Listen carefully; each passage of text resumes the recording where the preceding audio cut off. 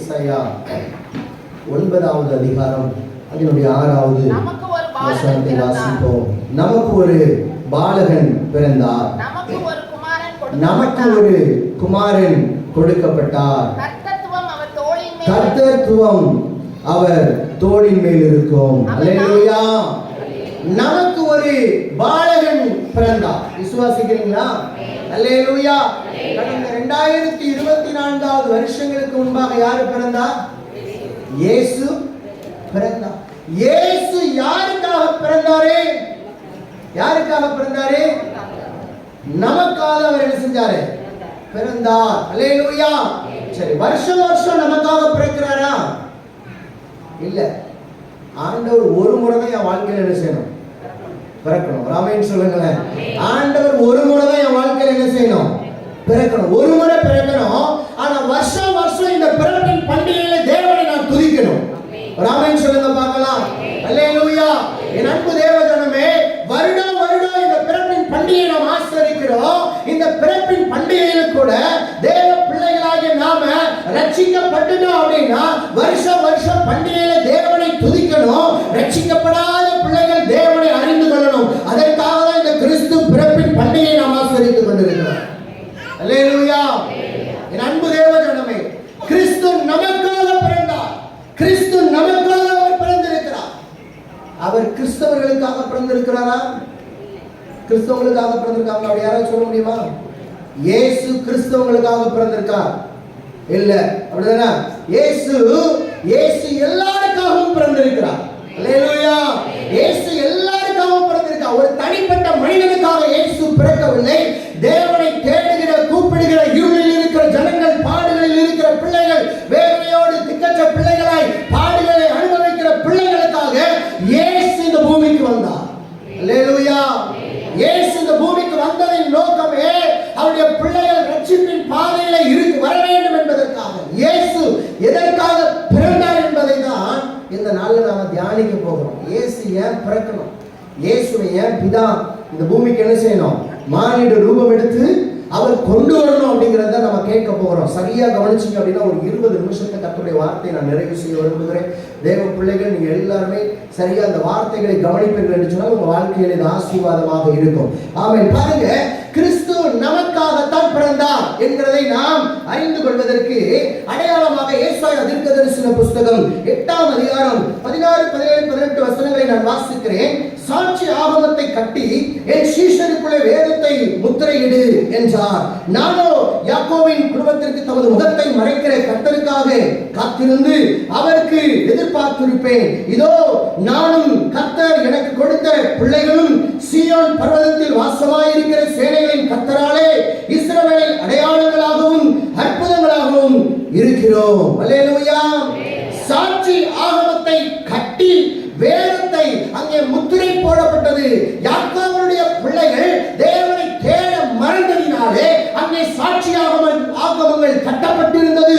வேதம் முத்திரை போடப்பட்டிருந்தது. தேவன் அவர்களை மறந்தார் என்பதை விட தேவனை இவர்கள் துதிக்க மறந்து போனார்கள். இவர்கள் தேவனை துதிக்க மறந்ததினாலே அங்கே சாட்சி ஆகமங்கள் மறைக்கப்பட்டது. அது மூடப்பட்டிருந்தது. பாருங்க, சாட்சி ஆகமங்கள் அது கட்டப்பட்டிருந்தது அப்படின்னு சொல்லி பார்க்கிறோம். தேவ பிள்ளைகளை, வேதம் அது மறைக்கப்பட்டிருந்தது. ஆண்டவருடைய முகங்கள் மறைக்கப்பட்டிருந்தது. காரணம், இவர்கள் தேவனை துதிக்க மறந்து போனார்கள். தேவனை தேட மறந்து போனார்கள். ஆகவே அங்கே தேவனுடைய ஆசீர்வாதத்தை பெற்றுக்கொள்ள முடியாத ஒரு சூழ்நிலை அங்கே வந்தது. என்ன காரணம்? ஏசாயா தீர்க்கதரிசன புஸ்தகம் 59 2ஆம் வசனத்தில் சொல்லப்பட்டு இருக்கிறது. உங்கள் அக்கிரமங்களை உங்களுக்கும் உங்கள் தேவனுக்கும் நடுவாக பிரிவினை உண்டாக்குகிறது. உங்கள் பாவங்களே அவர் உங்களுக்கு செவிகொடாதபடிக்கு அவருடைய முகத்தை உங்களுக்கு மறைக்கிறதுன்னு சொல்லி பார்க்கிறோம். யாருடைய பாவம் ஆண்டவரை பார்க்க விடாமல் மறைக்கிறதா? நம்முடைய பாவங்கள் தேவனை பார்க்க விடாமல் மறைக்கிறது அப்படின்னு சொல்லி பார்க்கிறோம். நம்முடைய பாவங்களினாலே தேவனை பார்க்க விடாதபடிக்கு சாட்சியாகங்கள் கட்டப்பட்டிருக்கிறது. வேதங்கள் மறைக்கப்பட்டிருக்கிறது. தேவ பிள்ளையே, இது எதற்காக அப்படின்னா என் பாவத்தின் நிமித்தமாக நான் என்ன செஞ்சுட்டேன்? ஆண்டவரை பார்க்க முடியல, கர்த்தரை பார்க்க முடியல. நமக்கு ஒரு பாலகன் பிறந்தார். இதற்காகவே இந்த பாலகன் இந்த பூமிக்கு கடந்து வந்தார். அல்லேலூயா. நம்முடைய பாவங்கள் அவருடைய முகத்தை பார்க்காமல் தடுத்திருந்தது. அதற்காகத்தான் அந்த பாலகன் இந்த பூமியிலே பிறந்தார். அல்லேலூயா. கவனிக்கிறீங்க நினைக்கிறேன் அன்பு தேவ ஜனமே. அதற்காகத்தான் அந்த இயேசு இந்த பூமிக்கு நமக்காக அந்த பாலகன் பிறந்தார் என்பதை நம்மால் ஏற்றுக்கொள்ள முடிகிறது. நம்முடைய பாவங்கள் தேவனை பார்க்க முடியாமல் தடுத்திருந்ததுனால அந்த பாலகன் நமக்கு பிறந்தார். அல்லேலூயா. இரண்டாவது காரியம் ஏசாயா 8ஆம் அதிகாரம் 19வது வசனத்தை வாசிக்கிறேன்.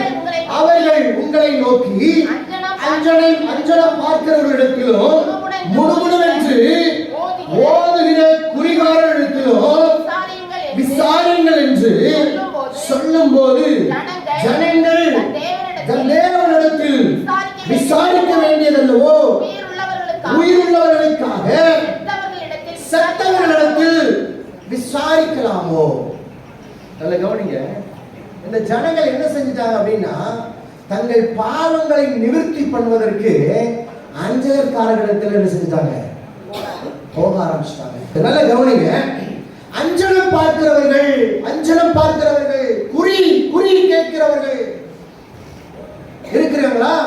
அந்த காலத்தில் இருந்தார்கள். ஆதலால் தான் தேவனுடைய முகம் அவர்களுக்கு மறைக்கப்பட்டிருந்தது. தேவனுடைய முகம் மறைக்கப்பட்டதன் நோக்கம், அவர்கள் அஞ்சலம் பார்க்கிறவர்களிடத்தில் பார்க்க சென்றார்கள். குறிகள் கேட்டு அவர்கள் திரிந்தார்கள். என் வாழ்க்கையில எப்படி ஒரு மாற்றம் வரும், என் வாழ்க்கையில ஒரு சமாதானம் வர வேண்டும் என்று சொன்னால், அவர் பாருங்க, உயிரோடு இருக்கிற மனிதர்களுக்காக செத்த ஆவிகளிடத்தில் விசாரிக்கிறவர்களாக இருந்தார்கள். ஆகவேதான் இயேசு பாலகனாய் இந்த பூமிக்கு கடந்து வந்தார். அல்லேலூயா. உயிரோடு இருக்கிற பிள்ளைகளுக்காக செத்த ஆவிகளிடத்தில் குறி கேட்கிறவர்களும் செத்த ஆவியை கொண்டு வந்து அவர்களிடத்தில் குறி கேட்கிறவர்களாக காணப்பட்டார்கள். தேவ பிள்ளையே, ஆகவே தான் இயேசு இந்த பூமிக்கு பாலகனாக அவர் பிறந்து வந்தார். அவர் பிறந்து வந்ததின் நோக்கத்தை அறிந்து கொள்ள வேண்டும். தேவனை மறந்து அஞ்சனம் பார்க்கிறவரிடத்திலே கடந்து போனார்கள். குறி கேட்க அவர்கள் கடந்து போனார்கள். தேவ பிள்ளையே, ஆதலால் தான் இயேசு இந்த பூமிக்கு அவர் நமக்காக பாலகனாக இந்த ஜனங்களுக்காக கடந்து வந்தார். அல்லேலூயா. என் அன்பு தேவ ஜனமே, நம்மிடத்தில் ஒருவேளை இப்படிப்பட்ட குறைகள் இருக்கும் என்று சொன்னால், தேவ பிள்ளைகளாகிய நமக்குள்ளே இப்படிப்பட்ட குறைகள் இருக்கும் என்று சொன்னால், நிச்சயமா தேவனுடைய முகம் நமக்கு என்ன செய்யுமா?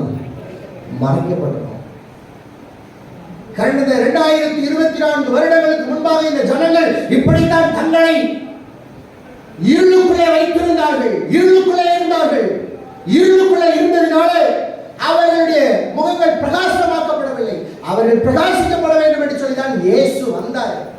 ஆனா இயேசுவை நீங்க என்ன செஞ்சிடக்கூடாது? விட்டுறக்கூடாது. என் அன்பு தேவ பிள்ளையே, இயேசு நமக்காக பிறந்திருக்கிறார். அல்லேலூயா. ஆமென். ஏசாயா 8ஆம் அதிகாரம் 20ஆம் வசனத்தில் சொல்லப்பட்டிருக்கிறது, வேதத்தையும் சாட்சி ஆகமத்தையும் கவனிக்க வேண்டும். இந்த வார்த்தையின்படியே சொல்லாவிட்டால் அவர்களுக்கு விடிய காலத்து வெளிச்சம் இல்லை. நல்ல கவனிங்க. இரண்டாவது காரியம், நீங்க வேதத்தையும் சாட்சி ஆகமத்தையும் கவனிக்கணும். அல்லேலூயா. வேதத்தை என்ன செய்யணும்? கவனிக்கணும். ஒரு அறிவிப்பு கொடுக்குறாங்க அப்படின்னா என்ன செய்யணும்? கவனிக்கணும். எப்போ ஜெபம் அப்படின்னு சொன்னா அதை என்ன செய்யணும்? கவனிக்கணும். நல்ல கவனிங்க. வேதத்தை கவனிக்கணும். கர்த்தருடைய வார்த்தையை கவனிக்கணும்.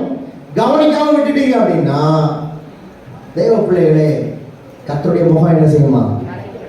மறைக்கப்பட்டிருக்கும். கவர்மெண்ட்ல இருந்து ஒரு அனௌன்ஸ் பண்றாங்க, அப்படிதானா? 2000 நோட்லாம் இப்போ வச்சிருக்கிற 500 நோட்லாம் செல்லாது. வீட்டில் கெட்டா பதுக்கி வச்சிருந்தோம் அப்படின்னா உடனே நாளைக்கு எல்லாம் என்ன செஞ்சிடும்? பேங்க்கு போயிடும். அதுதான் இல்லையா? இன்னைக்கு கவனிக்கலன்னா என்ன ஆகும்? அவ்வளோ பாட்டியம்மா தலைக்கீழ இருந்த மாதிரி தான். அடுத்து நான் நிறைய கேள்விப்பட்டிருக்காங்களா, பாட்டியை பார்த்தாலே கீழே இருந்துச்சு, ஏப்பா அவ்வளோ ரூபாய் இருந்துச்சு இவ்வளோ ரூபாய் இருந்துச்சு, என்ன சொல்லி பேசுனா அவங்ககிட்ட மாற்ற வந்திருக்காங்களா அப்படின்னு நிறைய பேர் மாற்ற வந்திருக்காங்க. எப்படியாவது அடுத்த நான் கூட மாற்ற வந்திருக்கேன் நினைக்கிறேன். ஒரு 2000 ரூபாய் அதை மாற்றிட்டு ஒரு வழியாக கடைசி பாம்பே கொடுத்து மாற்றணும்னு நினைக்கிறேன். ஏதோ ஒரு சம்திங் நடந்துச்சு. சரி இருக்கட்டும், கவனிக்கணும், நல்லா கவனிக்கணும். கவர்மெண்ட்ல இருந்து ஒரு அறிவிப்பு கொடுக்குறாங்க அப்படின்னா கவனிக்கணும், அப்படின்னா ஆமா இன்னைக்கு உங்களுக்கு பொங்கல் பரிசு திட்டம் அப்படின்னா ரேஷன் கடையில் வரிசைக்கா 1 by 1 கரெக்டா என்ன செஞ்சிருவோம், ஃபர்ஸ்ட் ஆளா போய் என்ன செஞ்சிருவோம், வாங்கிட்டு வந்துடுவோம். தேவ பிள்ளைகளே, இதெல்லாம் கவனம் செலுத்துகிற தேவ பிள்ளைகளாகி நீங்க கவனிக்கல அப்படின்னா உங்களுக்கு கரும்பு என்ன செய்யாது, கிடைக்காது. ஆனா நல்ல கவனிங்க, கர்த்தருடைய வேதத்துல நீங்க கவனம் செலுத்தல அப்படின்னா அவர் கொடுக்கிற ஆசீர்வாதத்தை என்ன செய்ய முடியாது, கர்த்தர் கொடுக்கிற ஆசீர்வாதத்தை பெற்றுக்கொள்ள முடியாது. கர்த்தர் கொடுக்கிற இந்த வார்த்தையை நீங்க கவனிக்கணும், ரொம்ப முக்கியமான காரியம். அதற்காக தான் இயேசு பாலகனாய் பிறந்தார். அல்லேலூயா. இயேசு பாலகனாய் பிறந்ததற்கு காரணம் அதுதான். நீங்க கவனிக்கணும், வேதத்தை கவனிக்கணும், சத்தியத்தை கவனிக்கணும், ஆண்டுடைய வார்த்தையை கவனிக்கணும். நீங்க கவனிக்கும் போதுதான் கர்த்தர் உங்களுக்கு ஆசீர்வாதத்தை கொடுக்கிறார், அவருடைய முகத்தை உங்களுக்கு காண்பிக்கிறார். அல்லேலூயா. கர்த்தர் சொல்றதை கவனிக்கணும். எப்ப பாவம் செய்யாதப்பா, எப்ப அஞ்சகர்காரனிடத்துல போகாத, நீ குறிக்கெடுக்கிறவன்ட்ட போகாத, நீ பாவம் செய்யாத, நீ இந்த கற்பனைகளுக்கு கீழ்ப்படிந்தது, தேவ வார்த்தைக்கு கீழ்ப்படிந்தது, உனக்குன்னு நான் ஒரு ஆசீர்வாதத்தை வச்சிருக்கிறேன்னு சொல்லி ஆண்டவர் சொல்றாரு. ஆனா கவனிக்காதபடி உங்கள் செவிகள் மறைக்கப்பட்டிருக்கும், அது மறைக்கப்பட்டிருக்கும், உங்கள் கண்கள் மறைக்கப்பட்டிருக்கும் அப்படின்னா கர்த்தர் உங்களுக்கு மறைவாய் இருப்பார். அந்த கர்த்தர் தான் இன்னைக்கு நமக்கு பாலகனாய் வந்திருக்கிறார். அல்லேலூயா. உங்களுக்கு கர்த்தர் பாலகனாய் வந்திருக்கிறார், அவர் பாலகனாய் பிறந்திருக்கிறார். அந்த இயேசு உங்களுக்கு பாலகனாய் பிறந்திருக்கிறார். என் அன்பு தேவ ஜனமே, நல்ல கவனிக்கிறவர்களாக நீங்க இருக்க வேண்டும். வேதத்தையும் சாட்சியாகமத்தையும் நீங்கள் கவனிக்கிறவர்களாக இருக்க வேண்டும். பாருங்க, அடுத்ததாக ஏசாயா 8ஆம் அதிகாரம் 21ஆம் வசனத்திலே சொல்லப்பட்டு இருக்கிறது, இடுக்கண் அடைந்தவர்களாகவும் பட்டினியாயும் தேசத்தை கடந்து போவார்கள். அவர்கள் பட்டினியாய் இருக்கும் போது மூர்க்க வெறிகொண்டு தங்கள் ராஜாவையும் தங்கள் தேவனையும் தூஷிப்பார்கள் என்று சொல்லப்பட்டிருக்கிறது. அந்த ஜனங்களுக்குள்ள என்ன இருந்துச்சா, இடுக்கம் இருந்துச்சு. அந்த ஜனங்களுக்குள்ள ஒரு நெருக்கம், ஒரு பட்டினி, ஒரு வேதனை இருந்துச்சு. அதுல கவனிக்கிறீங்களா, இது கவனிக்கிறீங்களா? பிரசங்கம் போர் அடிக்கிறோம் இல்ல, கவனிக்கிறீங்களா? அவன் நல்ல அந்த ஜனங்களுக்குள்ள என்ன இருந்துச்சா, இடுக்கம் இருந்துச்சா, பட்டினி இருந்துச்சா. இந்த பட்டினியில அந்த ஜனங்கள் என்ன செய்றாங்க, மூர்க்க வெறி கொண்டு. என்ன வெறி வந்துச்சா, என்ன தேவனை அப்படி சொல்லிருக்கீங்களா, அப்படி சொல்லிருக்கீங்களா? என்ன ஆண்டவரே இந்த காய்ச்சலியா வந்துச்சு, அப்படின்னா என்ன ஆண்டவரே இந்த வியாதியா வந்துச்சு, சிரிச்ச மாதிரி செல்லியம்மா சொல்லிடலாம், காய்ச்சல் வந்தான்னு சொல்லிடலாம், வியாதி வந்து ஏன் என் பிள்ளைக்கு இந்த வியாதி, மூர்க்க வெறி உண்டு, தேவனை திட்டுறது. அப்புறம் ஆண்டவர் என்ன செஞ்சிருவாரு, மறைக்கப்பட்டுறாரு. அதாவது வீட்டில் உள்ள ஆட்கள் ஏதாவது ஒரு சின்ன காரியத்துக்கு சண்டை போட்டோம்னா அடுத்த நாள் கஞ்சி கிடைக்காது, சாப்பாடு கிடைக்குமா? நல்ல கவனிங்க என் அன்பு தேவ பிள்ளைகளே. வீட்டில் உள்ள ஒரு சின்ன பிரச்சனைக்கே நீங்க ஏதாவது பண்ணீங்க அப்படின்னாலே உங்க வீட்டுக்காரர் என்ன செய்ய மாட்டாங்க, ஆமா சாப்பாடு என்ன செய்யாது, அடுத்த நாள் கிடைக்காது. நான் எங்கள் வீட்டிலலாம் அப்படி கிடையாதுங்க. இல்லை எங்கள் வீட்டையும் என்னையும் என் மனைவி எட்டி பார்த்த மாதிரி இருக்கு. ஆமாம் சரி, கர்த்தர் நல்லவர். நல்ல கவனிங்க, கர்த்தர் நமக்காக பாலகனாய் பிறந்திருக்கிறார். அல்லேலூயா. அவர் நமக்காக பிறந்திருக்கிறார் என்பதை நாம் உணர்ந்து கொள்ளும் விதமாக இடுக்கண் அந்த சூழ்நிலையில என் ஜனங்களை நான் என்ன செய்யணும், விடுவிக்கணும். அல்லேலூயா. இடுக்கமாய் இருக்கிற நாம் பிள்ளைகளை விடுவிக்கும்படியாக தான் இயேசு இந்த பூமிக்கு பாலகனாய் பிறந்தார். வெளிப்படுத்தின விசேஷம் 16:9 சொல்லப்பட்டிருக்கிறது, அப்பொழுது மனுஷர்கள் மிகுந்த உஷ்ணத்தினாலே அவர்கள் தகிக்கப்பட்டு இந்த வாதைகளை செய்ய அதிகாரமுள்ள தேவனுடைய நாமத்தை தூஷித்தார்களே அல்லாமல் அவரை மகிமைப்படுத்த ஆமென் மனம் திரும்பவில்லை. அவங்க மனம் திரும்பல. தேவனை மகிமைப்படுத்துறதுக்கு என்ன செய்யல, ஆண்டவரை தூஷிக்கணும்னு நினைக்கிறாங்க. ஆண்டவர் என்ன செஞ்சாங்க, அந்த ஜனங்கள் தூஷிக்கணும்னு நினைக்கிறாங்க. ஆனா கர்த்தரிடத்துல தங்க பாவங்களை அறிக்கை செய்ய விரும்பல. அதனால புரிந்து கொள்ளணும், அவங்க கர்த்தரை துதிக்கணும்னு நினைக்கல. கர்த்தரை துதிக்கணும், ஆண்டவரே என் பாவங்களை மன்னிக்கன்னு சொல்லி ஆண்டவரிடத்தில் தன்னை ஒப்பு கொடுப்பதற்கு அவர்கள் ஒப்பு கொடுக்கல, மனம் திரும்பல. ஆனா கர்த்தரை என்ன செஞ்சாங்க, தூஷித்தார்கள் என்று சொல்லப்பட்டது. அங்கே அவர்கள் வாதையினால என்ன செஞ்சாங்க? தூஷித்தார்கள். வாதையினால நெருக்கப்பட்டவர்கள் தூசித்தார்கள். வெளிப்படுத்தின விசேஷம் 16:11 சொல்லப்பட்டிருக்கிறது. தங்கள் வருத்தங்களாலும் தங்கள் புண்களாலும் பரலோகத்தின் தேவனை தூஷித்தார்களே அல்லாமல் தங்கள் கிரியைகளை விட்டு ஆமா மனம் திரும்பல. தன் பாடுகளை நினைச்சாங்க, தன் பட்டினியை நினைச்சாங்க, தன்னுடைய வேதனையை நினைச்சாங்க. ஆனா பாவத்திலிருந்து என்ன செய்யல? மனம் திரும்பல. பாவத்திலிருந்து மனம் திரும்பல. தன்னுடைய ஒடுக்குதலை நினைத்தார்கள், நெருக்கத்தை நினைத்தார்கள், பாவத்திலிருந்து மனம் திரும்பல. ஆகவே இயேசுவின் முகம் மறைக்கப்பட்டிருந்தது. அந்த இயேசு அவர்களுக்காக இன்றைக்கு நமக்காக அந்த தேவன் பாலகனாய் பிறந்திருக்கிறார். அல்லேலூயா. கர்த்தர் உங்களுக்காக தான் பிறந்திருக்கிறார். ஏசப்பா உங்களுக்காக தான் பிறந்திருக்கிறார். எத்தனை பேர் விசுவாசிக்கிறீங்க? அல்லேலூயா. ஏசப்பா உங்களுக்காக தான் பிறந்திருக்கிறார். உங்க பாடுகளின் மத்தியிலே, பட்டினியின் மத்தியிலும், வேதனையின் மத்தியிலும், இடுக்கத்தின் மத்தியிலும் இயேசு பாலகனாய் பிறந்ததின் நோக்கம் இன்னைக்கு கர்த்தர் உங்க வீட்டுல, உங்க இல்லத்துல அவர் பாலகனாய் பிறப்பதற்காக, உங்க இருதயத்திலே ஆண்டவர் பாலகனாய் பிறப்பதற்காக இயேசு இந்த பூமிக்கு வந்தார். அல்லேலூயா. அல்லேலூயா. இந்த இடுக்கணை மாற்றும்படியாக தான் இயேசு பாலகனாய் வந்தார். நீங்க ஆண்டவரை எத்தனை நாள் தூஷிச்சீங்க? கர்த்தரை எத்தனை நாள் வேதனைப்படுத்துனீங்க? ஏன் ஆண்டவரே எனக்கு இது நடக்கல? ஏன் ஆண்டவரே என் வாழ்க்கையில் இதை செய்யணும்னு சொல்லி ஆண்டவரை எத்தனை முறை நீங்க மறுதலித்து எதிர்த்து பேசியிருப்பீங்க. அந்த பாலகன் இன்றைக்கு உங்களை சந்திக்க வந்திருக்கிறார். அல்லேலூயா. உங்க இருளை வெளிச்சமாக்கும்படியாக, உங்க இருள் நிறைந்த வாழ்க்கை வெளிச்சமாக்கப்படும்படியாக அந்த பாலகன் இன்னைக்கு இந்த பூமிக்கு ஆவே இந்த ராத்திரி வேளையில், இந்த காலை வேளையில் பரிசுத்த ஆவியானவர் உங்களை தொடும்படியாக வந்திருக்கிறார். அல்லேலூயா. ஆமென். நான்காவதாக ஏசாயா 8:22 வசனத்தை அவர்கள் அண்ணாந்து பார்ப்பார்கள், பூமியையும் நோக்கி பார்ப்பார்கள். ஆனாலும் இதோ இக்கட்டும் அந்தகாரம் இருக்கும், இடுக்கத்தால் இருளடைந்து அந்தகாரத்திலே தள்ளுண்டவர்கள். அல்லேலூயா. ஆமென். கர்த்தர் நல்லவர். பாருங்க, இந்த வசனத்தை நல்லா ஆராய்ந்து பார்த்த கர்த்தரின் வார்த்தைகள் நமக்கு இன்னும் தெளிவாக ஆண்டவர் கொடுப்பார். அவர்கள் அண்ணாந்து பார்ப்பார்கள், பூமியையும் நோக்கி பார்ப்பார்கள். எப்படி இருந்தாங்க? அண்ணாந்து பார்த்தாங்களாம். கர்த்தாவே என்னை நோக்கி பாருங்கப்பா அப்படின்னு சொன்னாங்களாம். எனக்கு எப்படியாவது உதவி செய்யுங்க அப்படின்னு சொல்லி பூமியை நோக்கி பார்த்தாங்க. உங்களுக்கு விளங்குதா? அவர்கள் அண்ணாந்து பார்த்தார்கள், அண்ணாந்து கர்த்தாவே கர்த்தாவே சொல்லி பார்த்தாங்க. அவர்கள் கீழே பூமியை நோக்கி பார்த்தார்கள், மனிதர்கள் பார்த்தார்கள். நான் சொல்றேன், கர்த்தரை மாத்திரம் நீங்க பார்க்கணும்னு சொல்றேன். ஒரு ஆமென் சொல்றவங்க எத்தனை பேர் இருக்கீங்க? கர்த்தரை மாத்திரம் பார்க்கணும். பூமியையோ உலகத்தையோ மனிதர்களையோ பார்க்க வேண்டாம். தேவ பிள்ளைகளே, அவர்கள் பூமியை நோக்கி பார்த்தார்கள். அவர்களுக்குள்ளே ஒரு மனம் இல்லை, அவர்களுக்குள்ளே ஒரு சிந்தை இல்லை. அவர்கள் அண்ணாந்து பார்த்தார்கள், பூமியை நோக்கி பார்த்தார்கள். இன்னைக்கு நாம அப்படிதான் இருக்கோம். கர்த்தரையும் பார்க்கிறோம், பாவமும் செய்கிறோம், ஆலயத்துக்கும் வருகிறோம், பாவமும் செய்கிறோம். அப்படிப்பட்ட பிள்ளைகளுக்கு பாலகனுடைய முகம் மறைவாக இருக்கிறது. ஆனா இன்னைக்கு ஆண்டவர் இயேசு கிறிஸ்து உங்களுக்காக நீங்கள் தேவனை நோக்கி பார்த்தால் விடுதலைன்னு சொல்லி இந்த வார்த்தை அடியன் மூலமாக ஆண்டவர் பேசிக் கொண்டிருக்கிறார். உலகத்தை அல்ல, உலக மனிதர்களை அல்ல, அவர்களிடத்திலிருந்து எனக்கு ஒரு உதவி வருமோ, மனிதர்களால் எனக்கு ஒன்று நடக்குமா என்று சொல்லி அவர்கள் மனிதர்களை பார்த்ததினால் தோற்று போனார்கள். இன்னைக்கு அன்பு தேவ பிள்ளைகளே, உங்களுடைய முகங்கள் கர்த்தரை நோக்கி பார்க்கும் என்று சொன்னால் உங்க வாழ்க்கையில் உள்ள எல்லா தடைகளையும் கர்த்தர் தகர்த்து போடுவார். எத்தனை பேர் விசுவாசிக்கிறீங்க? உங்க வாழ்க்கையில் உள்ள எல்லா தடைகளையும் கர்த்தர் மாற்றுவார். உங்க பாடுகள் மாறும்.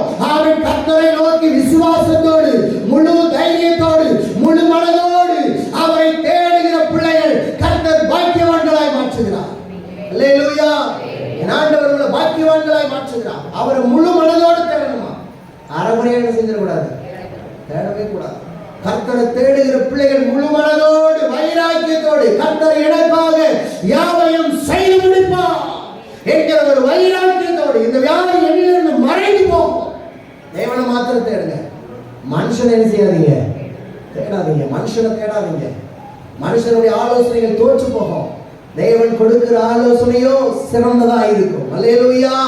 உங்க முகங்கள் தேவனை நோக்கி பார்க்கும் என்று சொன்னால் நீங்கள் வெட்கப்பட்டு போவதில்லை. உங்கள் கண்ணீர்கள் துடைக்கப்படும், உங்க பாடுகள் மாற்றப்படும். உங்க முகங்கள் தேவனை நோக்கி பார்க்கட்டும். உலகத்தை பார்த்தது போதும். உலகத்தை பார்த்து உங்க வாழ்க்கையை வீணாக்கினது போதும். உங்க முகங்கள் தேவனை நோக்கி பார்க்கட்டும். அல்லேலூயா. உங்க முகங்கள் தேவனை நோக்கி பார்க்கட்டும். ஐந்தாவது காரியம் ஏசாயா 9ஆம் அதிகாரம் 1ஆம் வசனத்தில் சொல்லப்பட்டிருக்கிறது. ஆகிலும் அவர் செபுலோன் நாட்டையும் இடுக்கமாய் ஈடுபடுத்தின முன்னைய காலத்தில் இருந்தது போல அல்லேலூயா. அவர் அந்த வழியாக செபுலோன் நாட்டையும் நப்தலி நாட்டையும் அவர் பார்க்கிறார். அவர்கள் இடுக்கமாய் ஈடுபடுத்தப்பட்டிருந்தார்கள். அவர்கள் ஒடுக்கப்பட்டிருந்தார்கள். அவர்கள் இருளில் இருந்தார்கள். எப்படி இருந்தாங்களா? இருளில் இருந்தாங்களா? அந்த ஜனங்கள் இருளில் இருந்தாங்க.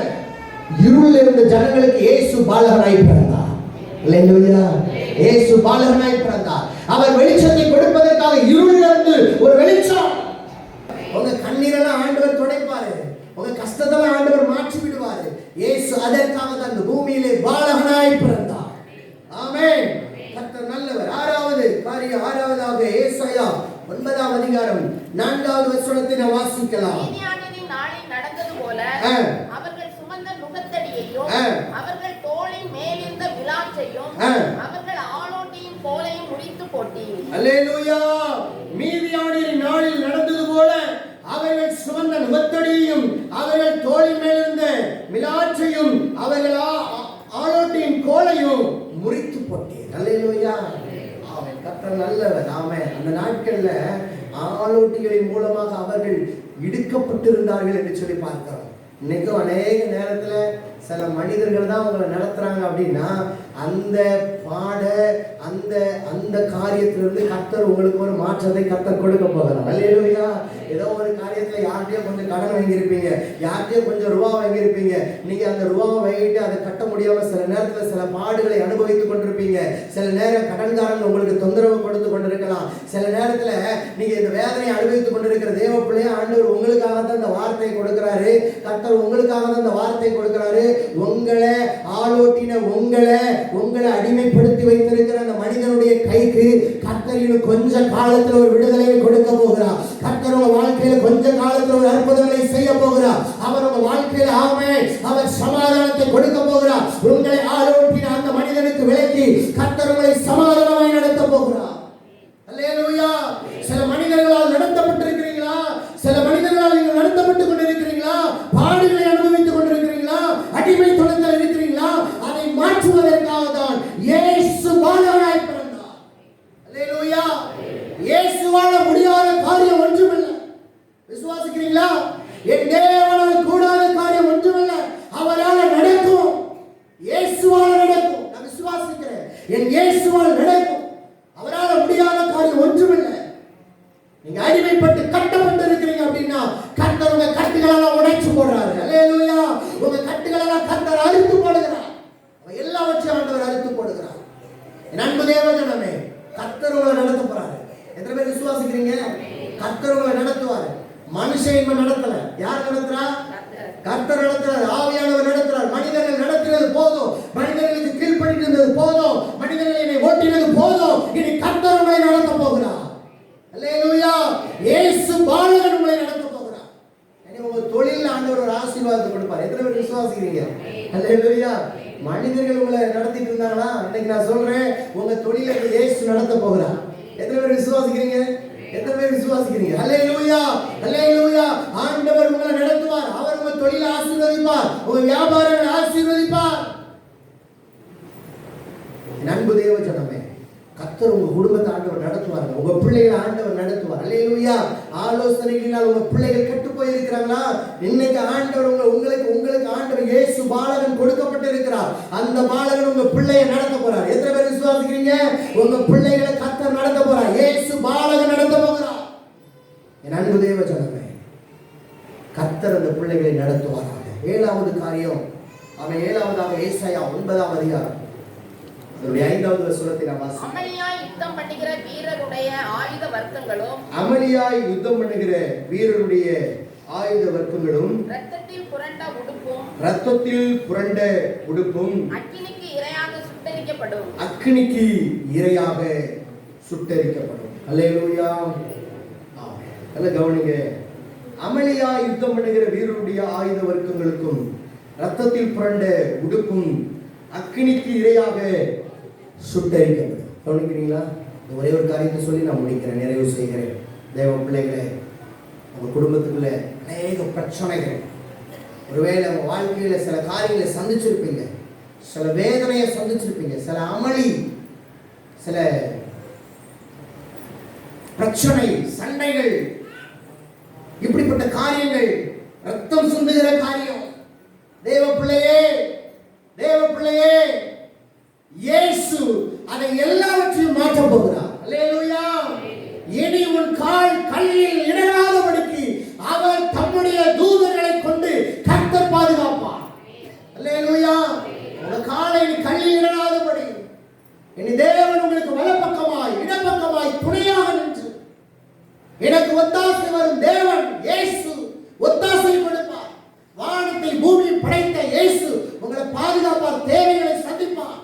உங்க கால்களை தள்ளாட விட மாட்டார். எத்தனை பேர் விசுவாசிக்கிறீங்க? உங்க கால்களை தள்ளாட விட மாட்டார். பகலிலே வெயிலாயிலும் இரவிலே நிலவாயிலும் இயேசு உங்களை நீ சேதப்படுத்துவதில்லை. கர்த்தரின் எல்லா தீங்குக்கும் அந்த இயேசு உங்களை விடுதலையாக்க போகிறார். எல்லா வியாதிக்கும் உங்களை மறைக்க போகிறார். எல்லா வியாதியிலிருந்து கர்த்தர் நல்ல சுகத்தை கர்த்தர் கொடுக்க போகிறார். பாடுகளிலிருந்து என் இயேசு விடுதலை கொடுக்க போகிறார். சாபத்திலிருந்து என் இயேசு விடுதலை கொடுக்க போகிறார். இனி உங்க வாழ்க்கையில மரண கட்டுகள் உங்களை பின்தொடர்வதில்லை, பாதாளங்கள் உங்களை இழுத்துக் கொள்வதில்லை.